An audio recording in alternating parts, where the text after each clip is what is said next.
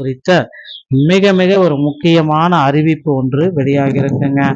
தமிழகம் முழுவதும் சிறு மற்றும் குறு விவசாயிகள் பெற்ற 50,000 முதல்ல பாத்தீங்கன்னா 50,000 அந்த கடனை பாத்தீங்கன்னா முதல்வர் விஜய் வெளியிட்டாரு. அதன் பிறகு பாத்தீங்கன்னா விவசாயிகள் தொடர் போராட்டத்தினால மீண்டும் கடனை 75,000 ரூபாயாக மாற்றி விட்டாருங்க. ஆனா தற்பொழுது இந்த கடனுடைய அறிவிப்பு இந்த ஜூலை 15ஆம் தேதிக்கு முன்னதாக மீண்டும் ஒரு வாய்ப்பு இருக்கு, மாற்றப்பட இருக்கு. என்ன அப்படின்றத பற்றி தான் இந்த ஒரு வீடியோ உங்களுக்கு விரிவான விளக்கத்தை தரும் அப்படின்றத எதிர்பார்க்கலாங்க. சோ விவசாயிகளுக்கு மகிழ்ச்சியை தரக்கூடியதாக பயிர்க்கடன் தள்ளுபடி இருக்கும் அப்படின்றது எல்லோரும் மக்களுமே எதிர்பார்க்கிற ஒரு விஷயம் தாங்க. ஆனா இந்த பயிர்க்கடன் தள்ளுபடி அப்படின்றது பாத்தீங்கன்னா இன்னமும் பாத்தீங்கன்னா விவசாயிகளுக்கு சரிவர சென்றடைகிறது. கடந்த ஆட்சியிலிருந்தே இப்போ வரைக்கும் பாத்தீங்கன்னா இந்த விவசாயிகளுடைய பயிர்க்கடன் தள்ளுபடி அப்படின்றது ப்ராப்பராகவே இல்லை.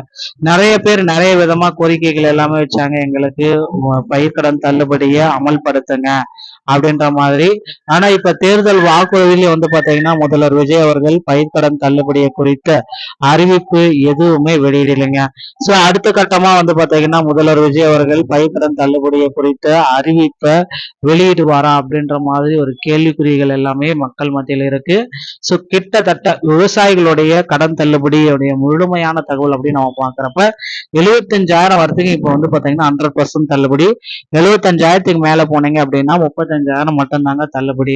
கூட்டுறவு வங்கிகள்ல 75,000 வைத்திருக்க சிறு பயிர்க்கடன் பெற்றுள்ள சிறு மற்றும் குறு விவசாயிகளுக்கு இந்த கடன் தள்ளுபடி முழுமையா வழங்கப்படும். 75,000க்கு அதிகமான கடன் தொகை கொண்டவர்களுக்கு தள்ளுபடி தொகையாக 35,000 வரை மட்டுமே வழங்கப்படும். 14.43 லட்சம் விவசாயிகள் இதுல பயன்பெறுவர்.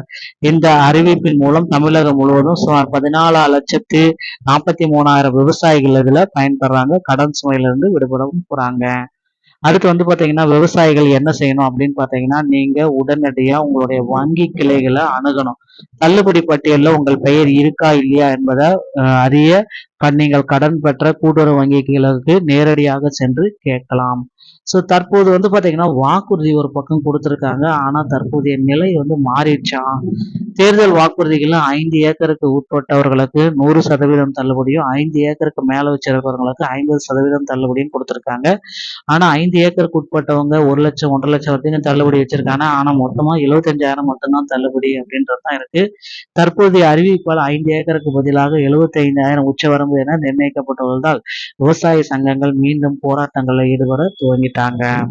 சோ அடுத்த கட்ட எதிர்பார்ப்பு அப்படின்னா மேல்முறையீடு செய்யும் வசதி. ஓகேங்களா, தகுதி இருந்தும் தள்ளுபடி பட்டியலில் பெயர் இல்லாத விவசாயிகள் அதற்கான தகுந்த ஆதாரங்களை மேல்முறையீடு செய்ய அரசு வழிவகை செய்திருக்கு.